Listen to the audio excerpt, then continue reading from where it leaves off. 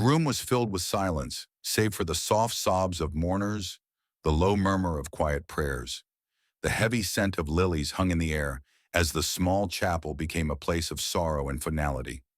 Charles Morris, a beloved father and husband, had passed away just days ago after a long battle with illness. His family, though devastated, found comfort in the thought that he was at peace. But today, as the mourners gathered around the casket, a strange unease began to settle over the gathering. There was something wrong, something intangible that made the air heavier than it should have been. The pallbearers stood by the casket, adjusting it for the final procession, when the chapel door creaked open. A cold gust of wind rushed in, sending a chill through the room. Every head turned. There, standing in the doorway, was a man. He was tall, with unkempt hair and eyes that seemed out of place for a funeral. He wasn't dressed in black. His clothes were mismatched, as though he hadn't prepared to be here at all. His face was unfamiliar, yet something about his presence made every single person in the room feel like they knew him. But what truly stopped everyone in their tracks was the man's expression. His eyes were wide with confusion, and his mouth opened slightly as if he couldn't believe what he was seeing. And then, in a voice that sent a shiver down everyone's spine, he spoke. "That's not me." The words cut through the room like a blade. The air shifted immediately like a dark cloud had suddenly descended. The murmurs began as the man took one cautious step forward, his eyes never leaving the coffin. "I'm Charles Morris. I'm not dead." The room froze. The words hung in the air, but no one moved. A small gasp escaped from one of the elderly women seated near the back. One of the pallbearers turned to the funeral director, who stood beside the casket. "What's going on? Who is this man?" The funeral director's face was pale. He shook his head, looking equally confused. I don't know, sir. This is completely unexpected." Charles's widow, Ellen, stood motionless, her eyes wide with disbelief. She could hardly breathe, the world around her spinning. She felt like the floor had been pulled from beneath her. "What do you mean?" she stammered, her voice a strained whisper.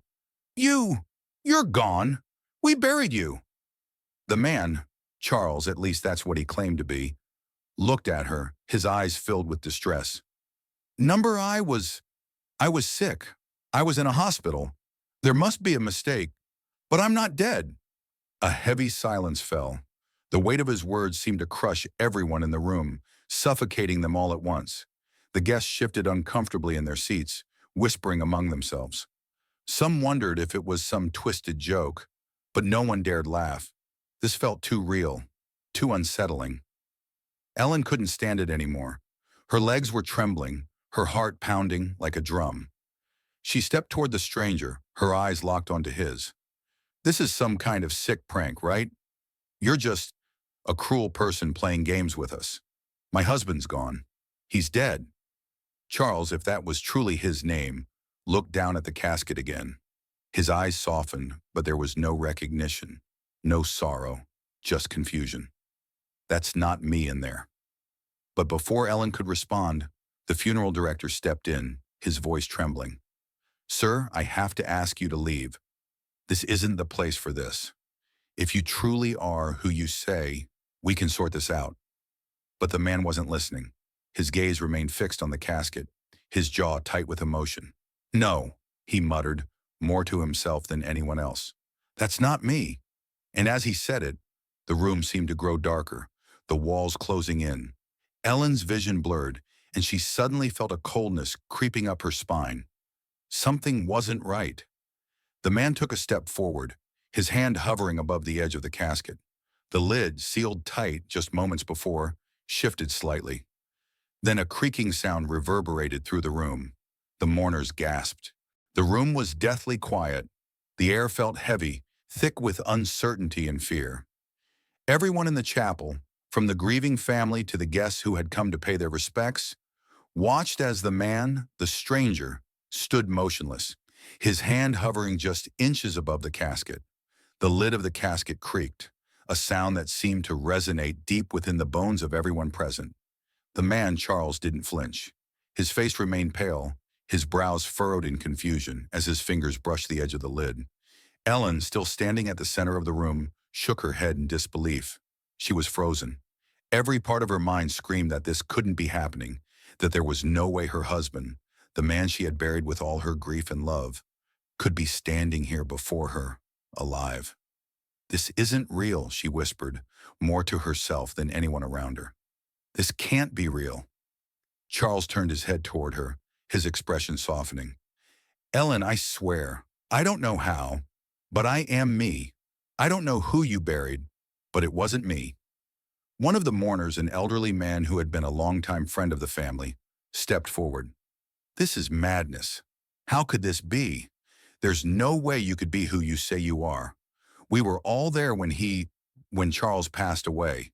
You're either confused or—" Before he could finish his sentence, the casket creaked again. This time it was louder. The wood of the coffin seemed to shift and groan, like it was straining against something. Then, with an eerie, unnatural sound, the casket lid began to lift. A collective gasp echoed through the room. Eyes widened in terror, hands clasped over mouths as everyone watched in utter disbelief. It was as if the very air itself had frozen, the world holding its breath. Charles stood there, his face pale but determined, watching the coffin with a mixture of fear and disbelief. The lid lifted higher, revealing the body inside. The family and friends who had gathered around took a step back, as if something terrible was about to unfold. Ellen's knees nearly buckled beneath her. The man lying in the casket, the body that had once been her beloved Charles, was no longer the man she remembered. It was a stranger. The body was decomposing slightly, but more importantly, the face was wrong. The features didn't match. The hair, the eyes, the nose. None of it was right. Charles's face paled even further, his breath quickening. This is not me." Ellen stepped forward cautiously, her breath shallow, her body trembling as she reached toward the body. It looked like the person in the casket, but the person before her was not her husband. "What? What is happening?" she whispered, barely able to voice the words. She reached out to touch the body, but the moment her fingers made contact with the cool skin, something strange happened. The body in the casket moved. Just a slight twitch, but enough to send a shock of panic through everyone in the room. A breath, a long, slow exhale filled the space, and then the man in the casket's eyes opened. A deep, hollow stare fixed directly on Ellen. Everyone in the room screamed in unison, stepping back in shock. The body wasn't dead. The man in the casket lifted his hand slowly, his fingers curling like someone waking from a deep slumber. The room went completely silent. No one dared speak. No one moved. Charles, standing a few feet away, gasped as he stepped back. "Who are you?" he asked, his voice a whisper of terror. "What are you?" The figure in the casket blinked once, twice, and then spoke in a voice that was not its own. "I've been waiting." Ellen's legs buckled beneath her as she collapsed to the floor, unable to process what was happening. The air seemed to pulse with an unnatural energy, like an ancient force stirring from its slumber. Charles's hands shook as he stepped back further. "No," he whispered. "This can't be happening." Ellen's voice broke, barely above a whisper. "Who are you?" The man's eyes finally focused on her. His voice, now clear, sent a chill down her spine. "I am the man you buried." The room fell into chaos, but Ellen couldn't tear her eyes away from the casket. The figure in the coffin wasn't just anyone. It was Charles. Or at least, it looked like him. But there was something else. Something darker. Something wrong. And that's when the figure in the casket smiled. Slowly, menacingly. The smile on the figure in the casket sent a shiver down Ellen's spine. It wasn't a smile of recognition. It wasn't even a friendly smile. It was cold, predatory, like someone who had just learned a dark secret and was waiting for the right moment to reveal it. Ellen's breath caught in her throat as she stepped back, away from the casket. The man, the thing, now fully sitting up in the coffin, looked around the room with an unnerving calmness, his gaze landing on Charles. "You really thought you could bury me, didn't you?" the figure said in a low, raspy voice that echoed through the chapel like a forgotten memory resurfacing. His eyes never left Charles, and the weight of the words hung heavy in the room. Charles staggered back, his hands trembling as he clutched at his shirt. "This is impossible. You're not real." The figure's smile faded, replaced by something darker, something more sinister. I am very real, Charles. You just didn't think to look close enough. He paused for a moment, his cold gaze drifting to the other mourners in the room. They were all frozen in place, unsure of whether to run or remain, as if the air itself was suffocating them. The man in the casket stood, his movements unnaturally fluid, as if he had been practicing them for years in the dark corners of some forgotten place. The room was still for a moment, utterly still. The sound of the wind outside the chapel was the only thing that dared break the silence. Ellen felt the urge to run, but her legs wouldn't obey. She could only stand there, horrified and confused, as she stared at the figure that claimed to be her husband, Charles. But this was not the same man who had laughed with her, held her hand, and promised to never leave. The stranger, or whatever this thing was, stepped out of the casket. He was taller, his movements smoother than before. His clothes were ragged, almost as if they had been stripped from someone else.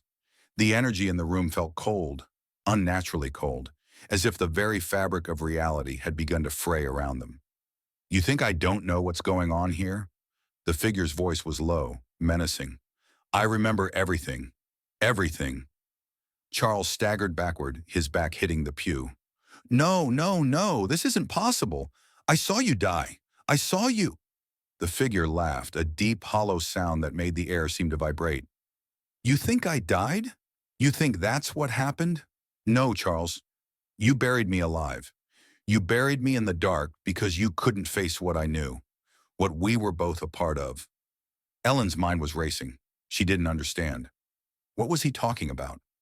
What do you mean? She whispered, her voice breaking. What do you know? What did you do to him? The figure turned his cold gaze toward her, his smile stretching wide again. I am him, and I was never supposed to die. The realization hit Ellen like a slap to the face. This wasn't just some man who had come back from the dead. This was the man she thought she had lost, but not in the way she had imagined. You thought I died, didn't you? But the truth is, Charles, you were never supposed to live without me. The figure's voice grew louder with every word, more chilling with every syllable. The truth is, I am him, just not the version you wanted. I was buried in that casket because of the things we did, things that shouldn't have been left behind. And now they're coming for all of us. Ellen stepped forward, the horror slowly starting to transform into something she couldn't quite place. Dread. What are you talking about? Her voice was thick with confusion, her body shaking. What have you done? What have you and my husband done? The figure grinned wider, stepping closer, his voice dropping to a whisper. You think you know your husband. You think you knew me. But you don't know the truth. He looked at Charles and laughed again, low and dark. You were a fool to think this was over. Charles's knees buckled, and he sank to the floor in a daze. No, no, this isn't possible. I didn't do anything. I didn't. The figure's eyes flashed with a dark intensity.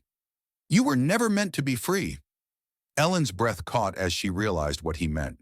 This man, this thing, had been buried for a reason, and whatever had been locked inside of him was not something the world was meant to see, not something she was supposed to know. The figure turned back to face her, his eyes glowing in the dim light of the chapel. Your husband isn't who you think he is. He's part of something much darker, and so are you, Ellen. Ellen took a step back, feeling like the walls of reality itself were crumbling around her. What do you mean? She cried out, panic rising in her chest. What are you talking about? The figure smiled again. The truth will find you no matter how much you try to bury it. The atmosphere in the chapel was suffocating. The candles flickered, casting eerie shadows that danced on the walls, as though the very room itself was alive and waiting. The figure standing before Ellen and Charles was no longer just a stranger. It was a presence, something ancient and wrong that had clawed its way out of the ground, and its grip was tightening around them all. The man, the thing, looked around at the gathering mourners, who were now too terrified to move. Some had begun to whisper, but their voices were drowned by the cold air that seemed to press down on the chapel like a heavy weight. There was no escaping what was happening. Ellen felt her knees weaken beneath her, but she stood her ground. "What are you?" she demanded, her voice trembling, but steady enough to reach the figure.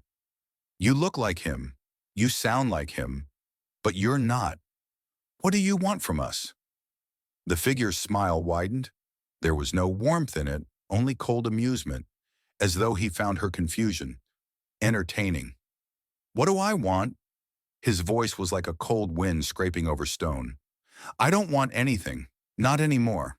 What I need is to finish what was started, and for that, I need to make sure you all understand." He turned his eyes toward Charles. "You weren't supposed to escape this, but you did."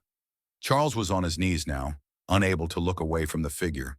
He was shaking, drenched in sweat, as though the weight of everything pressing down on him had become too much to bear. "I didn't do this," he pleaded, his voice hoarse with desperation. "I didn't bury you. I didn't—" The figure's laughter was low, like a growl from somewhere deep inside him. "You didn't bury me, Charles. Then who did?" He stepped forward, his eyes locking onto Charles's. "It wasn't just your choice. You thought you could just hide it all away. But there's no escaping what we are. No burying what's been awakened." Ellen backed up a step, her head spinning with disbelief. "What do you mean?" she asked, voice faltering. "What do you mean what we are? You're not him. He's my husband, the man I—" The figure's face twisted into something more unsettling, as if he was watching a puppet struggle against invisible strings. "You think you know him, but you've never known him." He turned to the mourners standing at the back, still rooted to the spot in shock. "And none of you knew the man you came here to bury. Charles Morris wasn't a simple man, not by any means. He was part of something much older, something beyond death, beyond time. And now, it's time to finish what he started." Ellen stumbled back, her hand flying to her mouth as she tried to process the horror in front of her. "No, no, this can't be true." She shook her head, trying to reject the words, trying to dismiss the unthinkable truth that was being thrust upon her. But the figure wasn't finished. He stepped closer, his presence growing larger, filling the room with an oppressive darkness. The air felt like it was thick with pressure, and Ellen could feel her chest tightening as if there was no space left to breathe. "You see, Ellen, your husband was never just Charles. He was part of something far older, far more powerful. The death you witnessed wasn't his. It wasn't supposed to be him. It was all orchestrated. The lie you've been living for so many years, it's just a fraction of the truth." Ellen's head was spinning. Charles, the man she had loved, the man she had married, had lied to her. He had been part of something that even he didn't fully understand. "What do you want?" Ellen asked, her voice hoarse now, barely a whisper, but laced with the strength she had left. "What is this? What do you want from me?" The figure's gaze softened, and he slowly reached up, pulling the mask from his face, revealing a pair of eyes so ancient, so empty, that they looked like they had seen every death, every moment in history, and had long since grown numb to it. The mask fell to the floor, its edges scraping the wooden surface with a metallic screech. "What I want is to finish what was started long ago. To finish what you and your husband and I were all chosen to do. We were all meant to carry this curse, this legacy, and now the time has come to make it right." Ellen backed up, stumbling, and then turned to Charles, who was still kneeling, shaking, his face pale and covered in sweat. "Tell me it's not true. Tell me you didn't know about this." But Charles couldn't look at her. He couldn't answer.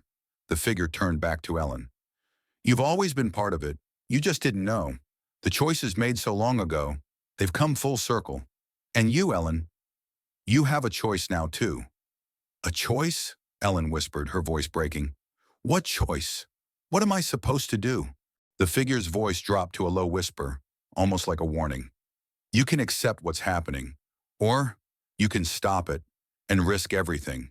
Your life, your family, everything." Suddenly, the chapel doors burst open. Everyone turned, gasping as they saw police officers rushing in, armed and ready, their faces tight with determination. "Get away from him!" one officer shouted, But the figure simply looked at him with that same cold, empty gaze. The air shifted again, and it was as though the walls of the chapel were closing in. But the figure didn't move. Instead, he just smiled, a chilling, knowing smile. "You're too late." The moment the police officers burst through the doors, the chapel seemed to hold its breath. The air grew cold, the walls closing in on them all, as if the building itself were part of some ancient ritual. The officers stood at the doorway, their weapons raised, eyes wide with confusion and disbelief. They had expected to walk into a funeral, to process the death of a man they didn't even know. But now they stood in the middle of something much darker. One of the officers, a tall man named Detective Harrow, stepped forward, his voice firm but shaking. "Step away from the coffin. This is a crime scene." The figure, Charles or whatever he was now, looked at the officers with the same empty gaze he had directed at the mourners. His lips curled into a grin that made even the most seasoned officers hesitate. "You don't understand, do you?" The figure's voice echoed through the chapel, low and heavy with an ancient force. It was almost as if the words themselves had power, a kind of power that twisted reality. "None of you do. This is not a crime scene. This is not just about death. It's about what was hidden, what was never meant to be discovered." Detective Harrow narrowed his eyes, trying to focus, trying to make sense of the madness unfolding in front of him. He looked at the coffin, the body inside, and then back at the man who claimed to be Charles Morris. "Who are you? What did you do to Charles?" The figure stepped forward slowly, his eyes locked onto Harrow's.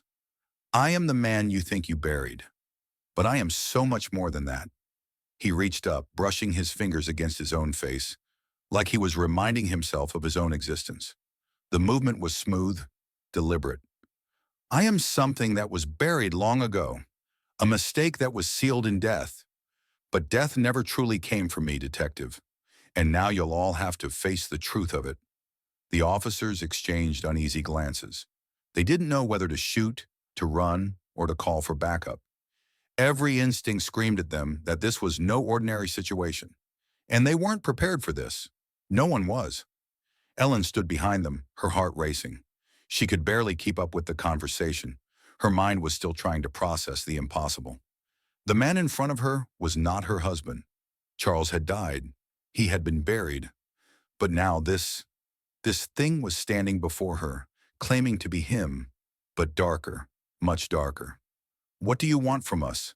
Ellen finally managed to ask, her voice low and strained. She had to know. She couldn't stand the uncertainty anymore. The figure's gaze shifted to her. "What I want." His voice dropped to a soft whisper, and for a moment Ellen could almost swear she heard the distant echo of 1,000 voices behind it. "What I want is to end the lie that has lasted for too long, the lie that you," he pointed directly at Ellen, "the lie you were never meant to know." Her stomach churned. "A lie? What do you mean?" "The truth, Ellen." The figure's voice was so calm now, so steady, like he was explaining something simple, like he was teaching her a lesson. "The truth that you and your husband were never supposed to have. You think Charles was a man of simple means, just a husband and father, right? But he was part of something far more dangerous, something that can't stay hidden any longer." Ellen's mind reeled. "What are you talking about?" she whispered. "What did he get involved in? What is this?" But the figure just smiled, his eyes glinting with something cold and ancient. "It doesn't matter what I say, Ellen. It won't change what's happening now. Your husband's role was more than just being alive. His involvement was the key to unlocking what was sealed away. Now that it's open, there's no going back. Not for any of us." The officers raised their guns again, but Detective Harrow hesitated. Something about the figure made it feel like nothing they could do would stop him. His gaze shifted to the coffin. The lid was moving again.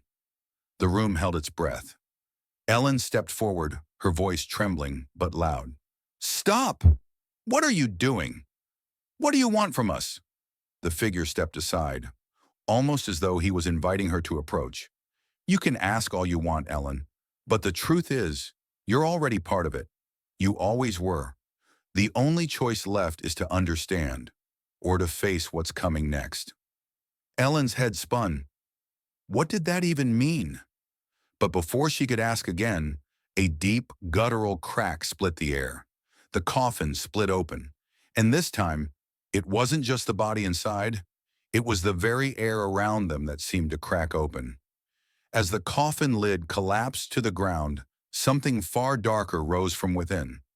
The room seemed to shudder as a figure, tall and inhuman, crawled from the casket, its eyes glowing with an unsettling light. Ellen gasped, falling back against the pew. But there was no escape now. The truth had come alive, and they were all trapped in it. The figure, now fully risen from the casket, towered over them. It was inhuman, its body long and gaunt, its movements jerky, like it was unfamiliar with its own form.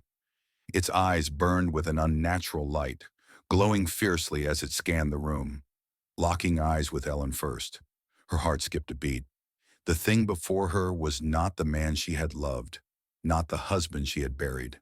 This was something else, something ancient, something unnatural. The man who had once been Charles was gone, and in his place, a creature far darker had taken his place.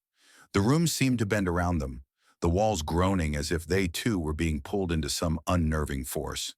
The air was thick, stifling, as if every breath she took was trying to choke her. The officers stood frozen at the door, unsure of what to do, unsure of what they were even seeing. Detective Harrow's gun lowered slowly as his eyes darted from the creature to the coffin and then back to Ellen. What is that?" he whispered, the words feeling like they were slipping out of his mouth before he even realized what they meant. The figure's voice echoed, hollow and cold, as if it was speaking from beyond time itself. "I am the thing that was never meant to walk among the living." It stepped forward, its long, bony fingers brushing against the pews as if they were nothing. The floor beneath its feet seemed to groan with each step it took, the very ground alive with some ancient power. "I am the shadow that followed your husband, Ellen. The thing that took root in his soul long ago, when he made a pact he didn't fully understand." Ellen could barely move, her legs trembling beneath her as she tried to comprehend what was unfolding. This wasn't just a man returned from the dead. This was a curse, a deal made in some long-forgotten time, and now it had come to collect. The figure turned toward Charles, who was still kneeling on the floor, his face pale and expressionless, his body shaking uncontrollably. "You were the key to keeping this sealed, Charles, and now look what you've done." Charles shook his head, his voice breaking. "I didn't know. I didn't know it was real." His eyes were wide with fear, his hands trembling. "I thought it was a story, a myth, a lie." The figure smiled, a cold, knowing smile. "Lies have a way of becoming reality when people believe in them. You and your wife, you thought you were safe, but the truth has always been here, lurking in the shadows, waiting for the right time to return." Ellen stepped forward, her voice cracking with a mix of fear and desperation. "What do you want from us? What is this? Why are you doing this?" The creature turned to face her, its glowing eyes locking onto hers. "What I want, Ellen, is simple. I want what was promised, what was stolen from me long ago. And you are part of the price for breaking the seal." Ellen's breath caught in her throat. Price? The word echoed in her mind. She had no idea what she was part of. She had no idea what her husband had gotten them into. "No, I didn't agree to anything," Ellen cried out, her voice trembling. "I'm not part of this. I'm not." The figure's laugh echoed through the chapel, a chilling sound that seemed to reverberate deep within her chest. "You don't get to choose, Ellen. You never did." Its voice dropped to a whisper. "The moment you stepped into this house, the moment you let your husband bury the truth, you became part of the deal. You just didn't know it yet." Ellen's heart pounded in her chest, and her hands began to shake. The deal. The words haunted her, but she could no longer deny it. Everything. The strange behavior, the absence of Charles, the feeling of unease around the funeral. It had all been a part of this. Suddenly, the figure extended its long arm toward her, its fingers like claws reaching out, the air around it crackling with energy. Ellen stumbled backward, but she felt an icy grip on her wrist. "No!" she screamed, But the voice in her head told her that it was too late. This wasn't just about her. It wasn't just about Charles. It was about something far bigger. The figure's voice reverberated in her mind, a whisper that seemed to come from everywhere. You must understand, Ellen. This has always been inevitable. This is the reckoning, the final balance that was set in motion long ago. Just as Ellen thought she might lose herself to the darkness that was closing in, a loud crack split the air. The light above them flickered. The walls trembled, and the ground seemed to shake with a force that pushed back against the figure. It roared, an inhuman sound that made the windows rattle. The door to the chapel burst open once again, but this time it wasn't the police. It was a group of people in long, dark robes, their faces obscured. They walked in with purpose, their eyes fixed on the figure, their presence commanding, and for the first time the creature faltered. "Enough," one of the robed figures commanded, stepping forward. Ellen's heart leaped. Who were they? Were they here to save her? The figure, the creature, turned to face them, but there was no fear in its eyes, only rage. "You dare to interrupt?" it hissed, its form flickering, shifting between solid and translucent. The robed figure stepped closer. "The time has come to end this. You were never meant to break free." With a wave of his hand, the robed figure summoned a powerful surge of energy, a blinding light that filled the room. The creature screamed, its form writhing, twisting in the light, but it was losing its power. Slowly it began to disintegrate, fading into the air like smoke. And then, in a final flash, it was gone. The room fell silent. Ellen stood frozen, her heart racing, her mind in shock, unable to fully comprehend what had just happened. The robed figures turned to her, their faces still hidden, but one of them spoke. "You are free now, Ellen, but be warned. Some truths are never meant to be fully understood. The cost of breaking the seal is far greater than you could imagine. Be careful, for others may come." The figures turned and began to leave, their steps echoing as they vanished into the darkness. Ellen collapsed into Charles's arms, her mind numb with the weight of it all. The truth had been revealed, and with it, the price of understanding was paid. Subscribe and press the bell icon so that you never miss the amazing video.